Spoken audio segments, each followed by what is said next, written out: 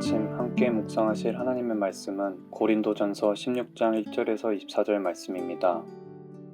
성도를 위하는 연보에 관하여는 내가 갈라디아 교회들에게 명한 것 같이 너희도 그렇게 하라. 매주 첫날에 너희 각 사람이 수입에 따라 모아두어서 내가 갈 때에 연보를 하지 않게 하라. 내가 이를 때에 너희가 인정한 사람에게 편지를 주어 너희의 은혜를 예루살렘으로 가지고 가게 하리니 만일 나도 가는 것이 합당하면 그들이 나와 함께 가리라. 내가 마게도냐를 지날 터이니 마게도냐를 지난 후에 너희에게 가서 혹 너희와 함께 머물며 겨울을 지낼 듯도 하니 이는 너희가 나를 내가 갈 곳으로 보내어 주게 하려 함이라.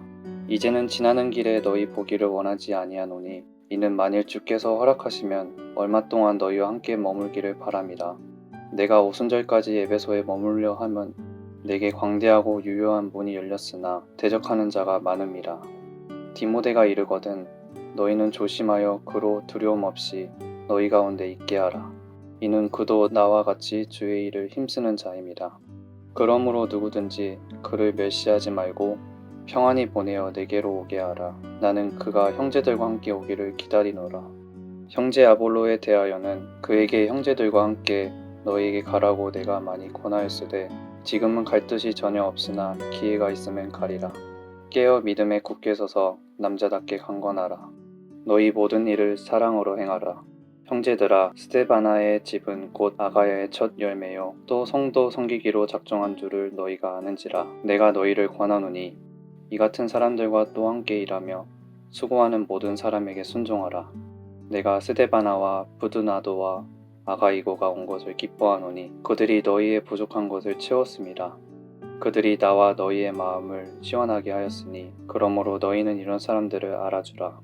아시아의 교회들이 너희에게 무난하고 아굴라와 브리스가와 그 집에 있는 교회가 주 안에서 너희에게 간절히 무난하고 모든 형제도 너희에게 무난하니 너희는 거룩하게 입맞춤으로 서로 무난하라.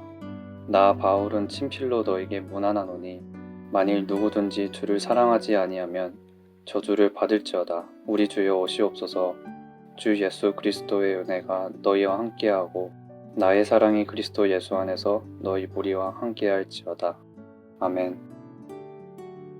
16장은 고린도전서의 마지막에 해당하는 부분입니다. 본론에서 다루지 않은 몇 가지 문제와 마지막 권면, 그리고 문안 인사, 축도로 그 내용이 구성되어 있습니다. 이 중 예루살렘 교회를 위한 연보 문제와 아볼로의 고린도 방문 문제 등 고린도 교회가 제기한 질문에 대한 답변 형식으로 주어진 것으로서 사실상 본론에 포함될 수 있는 내용이지만 본론에서 다른 문제들처럼 신앙생활의 주요 현안이 아니었기 때문에 마지막 부분에서 다루고 있습니다. 그렇다고 16장 내용이 중요하지 않은 것은 아닙니다. 특별히 연보에 대해서 이야기하는데요. 구제 헌금에 대한 바울의 권면이 나옵니다. 고린도 교회의 앞선 문제를 다루다 보니 상대적으로 뒤에 이야기할 뿐이지 헌금은 여느 문제 못지않게 중요한 것입니다. 오늘은 사도 바울의 권면을 통해 구제 헌금에 대해 생각해 보고자 합니다. 1절에 성도를 위하는 연보에 관하여는 내가 갈라디아 교회들에게 명한 것 같이 너희도 그렇게 하라. 여기서 성도란 고린도 교회 안에 있는 성도가 아닌 예루살렘 교회 성도라는 것을 3절을 통해 알 수 있습니다. 그리고 관하여는 이란 단어를 사용하고 있는 점을 볼 때 고린도 교회가 바울에게 보낸 편지 가운데 이 연보에 관한 질문을 언급한 것 같습니다. 아마도 고린도 교회는 바울에게 구제 헌금에 대한 취지와 방법에 대하여 질문했을 것입니다. 그래서 바울은 그가 갈라디아 교회에 명한 것 같이 그렇게 할 것을 당부합니다. 바울은 구제 헌금을 고린도 교회에만 특별히 부탁한 것이 아니라 갈라디아 교회를 포함하여 여러 교회들에게 동일하게 부탁한 것이었습니다. 예루살렘 교회는 AD 53년에서 55년경에 심각한 경제적 어려움에 직면하게 됩니다. 일찍이 예루살렘의 선지자 아가보가 예언한 대로 로마 글라우디오 황제 때에 유대 지역에 큰 흉년이 들었기 때문입니다. 그래서 교회 전체가 경제적으로 큰 어려움에 빠져 있었습니다. 사실 고린도 교회 입장에서 보았을 때 예루살렘 교회는 할아버지 교회라고 할 수 있습니다. 왜냐하면 예루살렘에 있는 성도들의 전도로 최초의 이방인 교회 안디옥 교회가 세워졌고 이 안디옥 교회에서 파송한 바울의 전도팀에 의하여 고린도 교회가 세워졌기 때문입니다. 그러므로 사도 바울은 예루살렘 교회로부터 영적인 소산을 물려받아 성장하고 있는 고린도 교회로 하여금 그들을 위한 구제 헌금을 준비해 줄 것을 요청하고 있는 것입니다. 그런데 단순히 이방교회 성도들이 예루살렘 유대 성도들에게 영적인 복음의 빚을 지고 있으니 물질로서 그 빚을 갚아야 하는 그런 차원에서만 이야기하는 것이 아닙니다.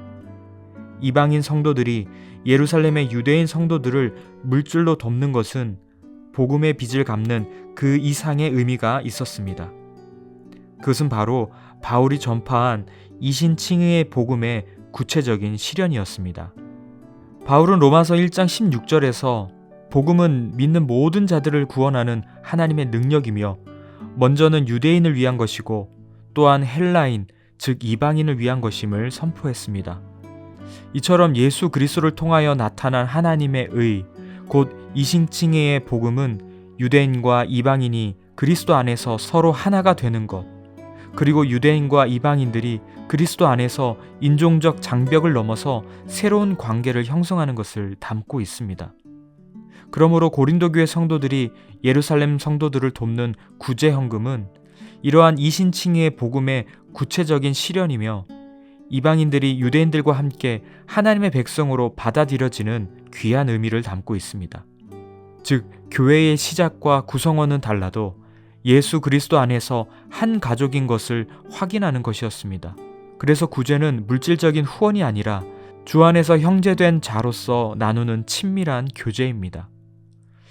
여기에 바울은 구제 헌금에 대한 구체적인 방법을 알려줍니다. 첫째는 모금 방법에 대한 것입니다. 고린도 교회 성도들에게 자신이 도착하기 전에 주일마다 조금씩 헌금할 것을 당부합니다. 이것은 헌금할 때 억지나 인색함으로써가 아니라 자발적인 헌신과 기쁨의 연보가 될 수 있도록 미리 준비하게 한 것입니다. 둘째는 전달 방법에 대한 것입니다. 고린도 교회가 인정하는 사람을 대표로 세워 직접 가지고 갈 것을 제안하는데요. 혹시라도 바울 자신을 위해 사용한다라는 오해를 불식시키기 위해서 그렇게 한 것으로 보입니다. 또한 이방인들의 헌금은 유대인이었던 바울의 손에서가 아닌 이방인들의 손에 의해 직접 유대인들에게 전달되어야 헌금의 진정한 의미가 살아날 수 있다는 것도 염두에 두고 제안한 것 같습니다. 바울은 교회에서 헌금이 중요하고 예민한 문제인 만큼 강요에 의한 것이 되지 않고 헌금의 투명한 전달을 위해서 이렇게 상세하게 방법을 알려주고 있는 것입니다. 이러한 바울의 권면에도 고린도 교회 성도들이 즉각적으로 반응하지 않은 것 같습니다. 고린도 교회에 보낸 바울의 두 번째 편지 고린도후서 8장과 9장에서 바울이 연보에 대해 길게 쓰면서 고린도 교회 성도들이 마게도냐 성도들처럼 헌금을 정성껏 준비하도록 다시 권면하고 있기 때문입니다.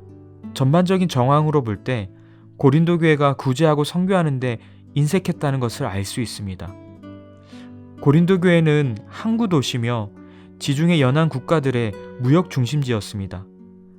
바울이 개척한 교회 가운데 경제적으로 가장 풍요로웠던 교회였습니다.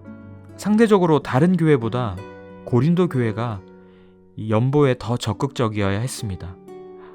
받은 은혜가 많았기 때문입니다. 그래서 사도 바울은 3절에 너희의 은혜를 예루살렘으로 가지고 가게 하리니 라고 말하는데요. 고린도 교회가 예루살렘 교회를 위해 내는 헌금을 가리켜 은혜라고 표현했습니다. 너희가 받은 은혜를 너의 것으로만 누리지 말고 다른 사람들에게 나누라는 것입니다. 미국 회중교회 목사님으로 유명하신 비처 목사님은 하나님은 우리의 받은 은혜를 통해 다른 사람들의 연약함을 돕는 간호자가 되도록 명하신다 라는 말을 하셨습니다. 하나님께서 우리에게 은혜를 주시는 이유가 우리로 하여금 그 은혜를 가지고 우리보다 약한 이들을 돕도록 하기 위해서라는 것입니다. 하나님의 은혜로 가득 채워져 있지 않다면 아무리 많은 돈이 있을지라도 약한 이들을 도울 수 없습니다. 하지만 하나님의 은혜로 충만하다면 비록 많은 돈이 없을지라도 마게도냐 교회의 성도들과 같이 힘에 지나도록 헌금하여 약한 자들을 도울 수 있는 것입니다. 그래서 바울은 단지 돈이 아니라 고린도 교회 성도들의 은혜를 가지고 예루살렘 교회로 가고 싶다고 호소하고 있습니다. 나중에 바울이 고린도에서 쓴 로마서를 보면 15장에서 마게도냐뿐만 아니라 아가야 사람들의 헌금도 함께 말하고 있는 점을 볼 때 아가야의 수도였던 고린도의 성도들이 예루살렘 성도들을 위해 헌금에 동참한 것을 알 수 있습니다. 사도 바울의 호소와 권면이 고린도 교회가 잊고 있었던 은혜를 다시 불러일으켜 구제 헌금에 동참한 것입니다.